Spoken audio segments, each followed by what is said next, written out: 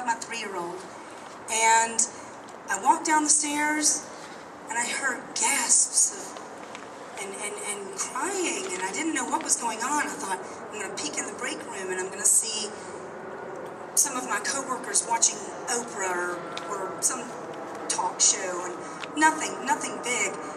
Never in my wildest imagination, and I have a pretty wild imagination, did I think that I would see a plane just like the one that brought me and my 3-year-old to Izmir, Turkey a couple of months before, plow, for no better word, into the World Trade Center, let alone a second. I stood there like many of you did at your televisions and just stared, helpless.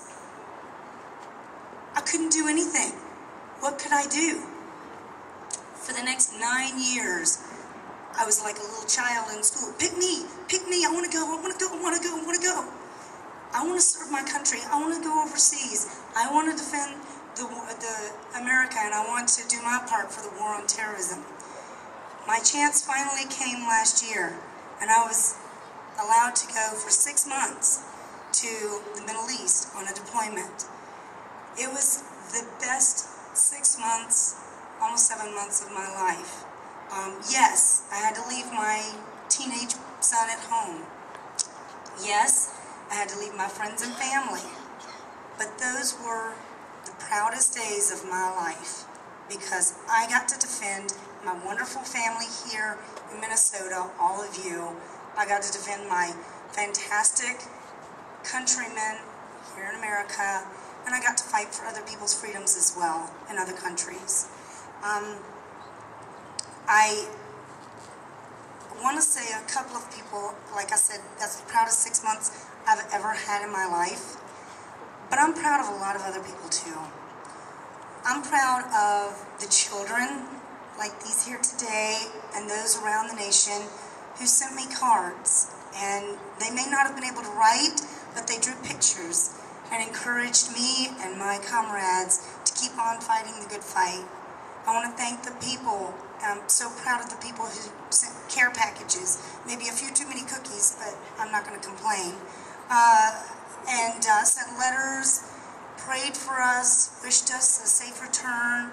And I want to thank and say I'm very proud of the people who took care of my son while I was away, and his father as well was deployed at the same time. It's really hard on the children of the deployed members. I chose to go. I chose this life. I volunteer freely. I'm very proud of what I do and what all of my service members do, and we love our jobs. We love being there and supporting the war on terrorism and for fighting for our freedoms. The children don't have much of a choice, so it's kind of hard on them. So I am very proud of all the children who are here while their parents are deployed.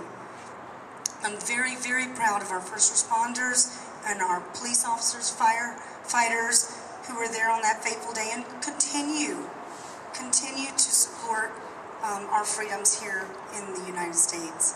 And I'm especially proud of the people who died that day in Pennsylvania, in Washington, in New York, and their families who keep on remembering. So the best thing that we can do is to remember. And I did that for 6 months. Well, I did that before I went, but I did that especially for 6 months while I was deployed to Southwest Asia, because I remembered every single day why I was there.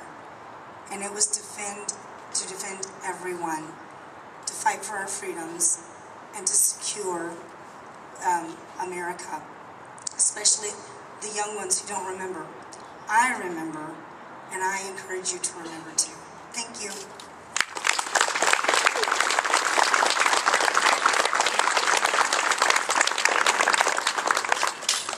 I'm pretty sure we have a consensus here that Captain Saber Brown is a Minnesotan.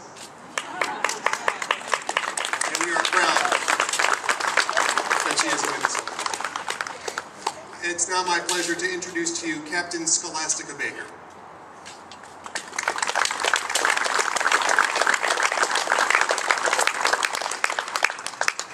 Thank you for this opportunity to stand before you. My name, like he said, is Captain Scholastica Baker.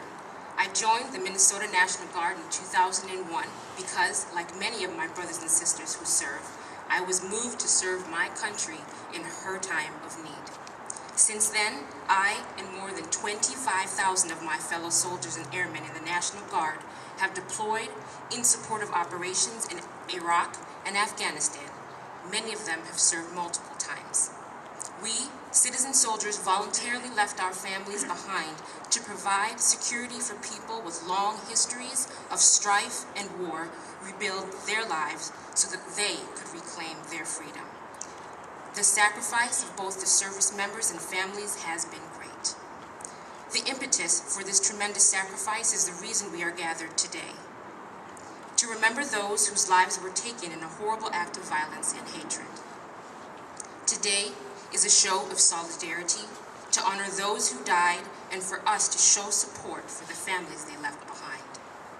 Despite the rhetoric, petty squabbles, and controversies that divide us, today they are made to seem trivial because we are a state and nation bound together by patriotism, sacrifice, and goodwill. I was asked today to share my experiences that I had deployed in Iraq